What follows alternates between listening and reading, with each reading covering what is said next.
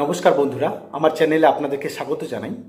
তো আজকের যে টপিক, যে আমরা প্রথম বিজনেস মানে প্রথম জেনারেশন, আপনার বাড়িতে কেউ কখনো বিজনেস করেনি বা আপনি কখনো বিজনেস করেননি, আর আপনি এডুকেশন লাইন থেকে প্রথম বিজনেস করতে চান, হয়তো চাকরি পাননি এই কারণেই বিজনেস করতে চান, বা আপনার মনে হয়েছে যে না, চাকরি থেকে বিজনেস করলে আমার অপরচুনিটি বেশি, আমি নিজেকে অনেক বেশি মেলে ধরতে পারবো এবং অপরচুনিটি মানে ইনকামের অপরচুনিটি পরবর্তীতে অনেক বেশি থাকবে আমার।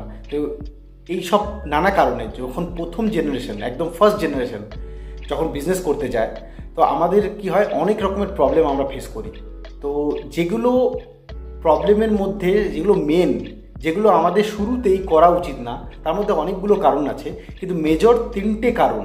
যখন তোমার কাছে পয়সা কম থাকবে, ফার্স্ট জেনারেশন বিজনেস করবে, কোনো এক্সপিরিয়েন্স নেই বাড়িতে, ওই লাইন থেকে তুমি পড়াশোনা করোনি, তখন যে তিনটে ভুল আমরা সবার প্রথমে করি, সেটা তুমি যদি না করো তাহলে 99.9% যে তুমি কখনো, তোমার বিজনেস কখনো বন্ধ হবে না এবং বিজনেস লাইনে তুমি সফলতা পাবে। তো মেন প্রথম যে কারণটা আছে আমাদের, আমরা কি করি, সবসময় মনে রাখবেন যে এমন বিজনেস প্রথমে প্ল্যান করবেন, এমন বিজনেস করা উচিত যেটা ক্যাশে কিনবেন, ক্যাশে বেচবেন, বা বাকিতে কিনবেন, ক্যাশে বেচবেন। কিন্তু এমন বিজনেস করবেন না যে কিনছেন ক্যাশে কিন্তু বেচতে হচ্ছে বাকিতে, কিনছেন ক্যাশে কিন্তু বেচতে হচ্ছে বাকিতে। যদি আপনার এরকম বিজনেস শুরুতেই, আপনি যেহেতু ছোট পুঁজি, আপনার এক্সপিরিয়েন্স নেই, মার্কেটে এক্সপিরিয়েন্স নেই, আর আপনি যদি এইরকম ছোট পুঁজি দিয়ে আপনি যদি ক্যাশে কিনে বাকিতে বেচেন, তাহলে আপনি কখনোই সারভাইভ করতে পারবেন না। খুব কম চান্সেস আছে আপনি জীবনে সাকসেস পাবেন। আর একবার যদি আমরা প্রথম যারা বিজনেস করতে যাই, আর তারা যদি একবার অসফল হয়ে যায় না, তো বাড়ির লোক পরবর্তীতে আমাদেরকে আর সেকেন্ড চান্স দেয় না। তো এই জন্য খুব চিন্তা করে এই জিনিসটা আপনি খেলাবে। আমি উদাহরণ দিয়ে দিচ্ছি, একটা এক্সাম্পল দিলে ইজি হয়। যেমন ধরে রাখুন যে আজকাল জলের বিজনেস, দেখুন বোতল জল যে হয়, ওয়াটার বোতল, দেখবেন অনেক জায়গায় জলের বোতল বিজনেসটা হচ্ছে। এখন অনেকেই হোলসেলে বিক্রি করছে, অনেক দোকানদারকে দিচ্ছে বা নিজে ডিস্ট্রিবিউটারশিপ নিয়ে অনেকে দিচ্ছে। তো কি হচ্ছে, অল্প পুঁজিতেই হোলসেল শুরু করতে পারছে। ধরুন 20,000-30,000 টাকা হলেও আপনি যে কোনো একটা কোম্পানির হোলসেল ব্যবসা শুরু করতে পারেন জলের বোতলের, 1 লিটার, হাফ লিটার, 2 লিটারের, মার্জিনও ভালো আছে। কিন্তু এখানে কি, আপনি যার কাছ থেকে নিচ্ছেন, যে ম্যানুফ্যাকচারার যে বানাচ্ছে বোতলটা আর ব্র্যান্ডিং করে দিচ্ছে তার ব্র্যান্ডে, তো সে আপনাকে ক্যাশে দিচ্ছে, ক্যাশ ছাড়া আপনি বিল করতে পারছেন না, ক্যাশে আপনি নিয়ে আসছেন। কিন্তু দোকানদারকে যখন দিচ্ছেন, দোকানদারকে প্রথমে হয়তো 5 পেটি চাইলো, 5 পেটি দিলেন, তারপরে দোকানদার বললো ঠিক আছে, 5 পেটি পয়সা দিল, পয়সা দেওয়ার পর বললো যে 10 পেটি আমাকে দিয়ে যাও। 10 পেটি দিল, কিছুদিন ওটা আটকে রাখলো, তারপরে 10 পেটি শেষ করে দিল, তারপরে আবার 10 পেটির পয়সা দিল, তারপরে বললো যে 50 পেটি আপনি আমাকে দিয়ে যান বাকিতে। তো এইভাবে যদি কোনো একটা সার্কেল প্রথম বিজনেস শুরুতেই, কোনো একটা, হয়তো 10টা পার্টি আছে, এরকম 10টা পার্টির মধ্যে যে কোনো একটা পার্টি বা দুটো পার্টি ডিফল্ট করে যায় না, পয়সা না দেয়, তাহলে আপনার ওই যে ছোট পুঁজি থেকে আপনি ওই বিজনেসটাকে চালানো বা সার্কেলে আনা, খুব মুশকিল হয়ে যাবে। তো এই ভুলটা আপনি কখনই করবেন না। এমন বিজনেস করেন যেখানে আপনি হয়তো বাকিতে কিনবেন কিন্তু বেচবেন ক্যাশে।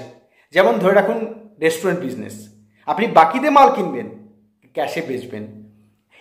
এরকম টাইপের বিজনেস চেষ্টা করবেন যেটা হয়তো আপনি ফিক্সড প্রাইস, আপনি গভর্নমেন্টের বিজনেস করছেন, গভর্নমেন্ট যে কোনো শাড়ি বিজনেস বা কোনো একটা ধরনের জুতারও শপ করছেন, বা যে কোনো যা কিছু করবেন ফিক্সড প্রাইস রাখবেন, একদম ফিক্সড প্রাইস, নো বাকি, কোনো বাকি হবে না।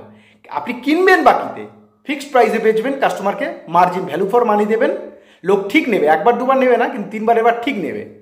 তো আপনি এই ধরনের বিজনেস চেষ্টা করবেন, যে এই ধরনের বিজনেস বাকিতে কিনছেন আর ক্যাশে বেচছেন। যদি আপনি এটা করতে পারেন, তাহলে আপনার কাছে পজিটিভ ক্যাশ ফ্লো হবে, আর আপনি বিজনেস খুব তাড়াতাড়ি গ্রো করতে পারবেন আর কখনোই অসফল হবেন না।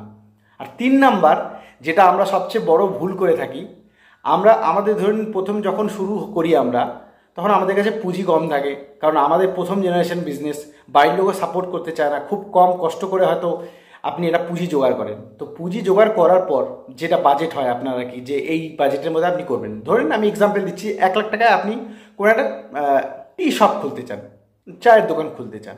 তো এবার চায়ের দোকান খুলতে গেলে 1 লাখ টাকা, আপনি কি হয় মানুষের প্রবলেম, প্রথমে 1 লাখ টাকা ওনার কাছে আছে, বাজেটটা আপনি হয়তো বাজেট করলেন যে 1 লাখ টাকার মধ্যে আমার হয়ে যাবে, কিন্তু দেখবেন যে লাস্টে 1 লাখ টাকায় হয় না, লাস্টে দেখবেন 1,20,000, 30,000, 40,000 টাকা অবধি চলে যায়। এই ভুল যদি আপনি করেছেন তাহলে আপনি মরবেনই। আপনাকে কেউ বাঁচাতে পারবে না। এখানে যেটা করা উচিত আমাদের, আপনার কাছে ধরে নিন 1 লাখ টাকা আছে, তো আপনার প্রথম বিজনেস যে শুরু করবেন, শুরুটা আপনার 50 থেকে 60,000 টাকার মধ্যেই করা উচিত।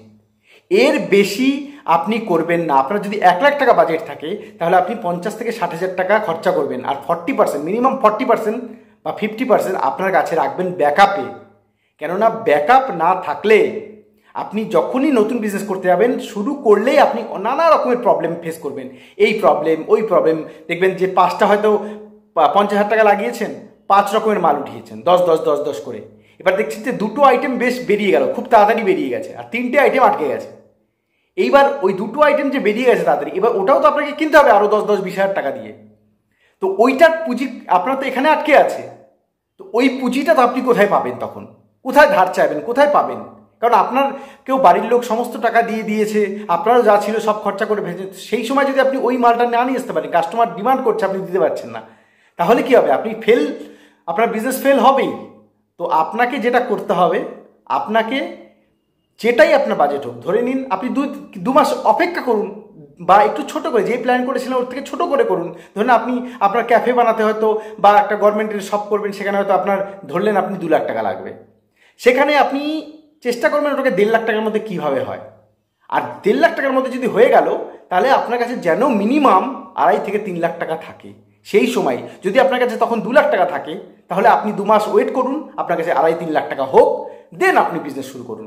তাহলে আপনি 99.9% যে আপনি কখনো বিজনেস থেকে মুখ ফেরাতে হবে না। আর বিজনেস সবসময় আপনাকে প্রফিটেবল, প্রথম থেকে, শুরু থেকে আপনি বিজনেসে প্রফিটেবল হতে পারবেন। আর কখনো আপনাকে বিজনেস ছেড়ে অন্য কথা ভাবতে হবে না। এগুলো হচ্ছে মেজর কারণ। এই 3টে মেজর কারণ যদি আপনি মনে রাখতে পারেন, আপনি এই 3টে ভুল শুরু বিজনেসে কখনো করতে নেই। আর তারপরে আরও ছোটো ছোটো জিনিস আছে, যেমন লোকেশান চেষ্টা করবেন ভালো নেওয়ার। আর যদি ভিতরে লোকেশান পান, হয়তো প্রথমের দিকে আমরা পাই না, কারণ অত কমিউনিকেশন থাকে না, তো ভালো জায়গা আমরা পাই না। তো যদি আপনি ভিতরের দিকে পান, চেষ্টা করবেন ইনফ্লুয়েন্সার মার্কেটিং বা ফেসবুক, ইনস্টাগ্রামে মার্কেটিং করার। না হলে কিন্তু আপনার সব যদি লোক জানেই না, তো আপনার কাছে আসবে কী করে? আর অনেক সময় আর একটা জিনিস মনে রাখবেন, ভ্যালু ফর মানি। ইন্ডিয়ান লোক যদি ভ্যালু ফর মানি আপনি না দেন, যা কিছু আপনি বিক্রি করেন আপনার চলবে না। তো এই যে বেসিক কারণ, প্রথমে 3টা হচ্ছে বেসিক কারণ, আর তারপরে এই ছোটো ছোটো 3-4টা আরও অনেক কারণ আছে, যেগুলো যদি আপনি মেনে চলেন, আপনাকে কখনো মুখ ফেরাতে হবে না। আর বিজনেস এমন একটা জিনিস, একবার যদি শিখে যান না, পরবর্তী প্রজন্মকেও আপনি বিজনেস শিখিয়ে যাবেন। এবং জীবনে কখনো যে কষ্ট দুঃখ দেখেছেন, আর এই একটা গভর্নমেন্ট জবের জন্য লাইন দিতে হচ্ছে, ভোরবেলা থেকে রাত 2টো থেকে সকাল 7টা অবধি লাইন দিতে হচ্ছে একটা ছোটো সাধারণ একটা আর্মি বা একটা এসএসবির চাকরির জন্য, এসব আপনাকে কোনোদিন করতে হবে না, না আপনাকে, না আপনার জেনারেশনকে, পরবর্তী জেনারেশনকে। তো বিজনেস করুন। আর একটা কথা আমি বারবার বলি, বিজনেস করুন, ইনকাম করুন, আর সাথে ইনভেস্ট করুন। Thank you. পরবর্তীতে আর একটা কোনো ভালো টপিক নিয়ে আমরা আলোচনা করব। Thank you so much.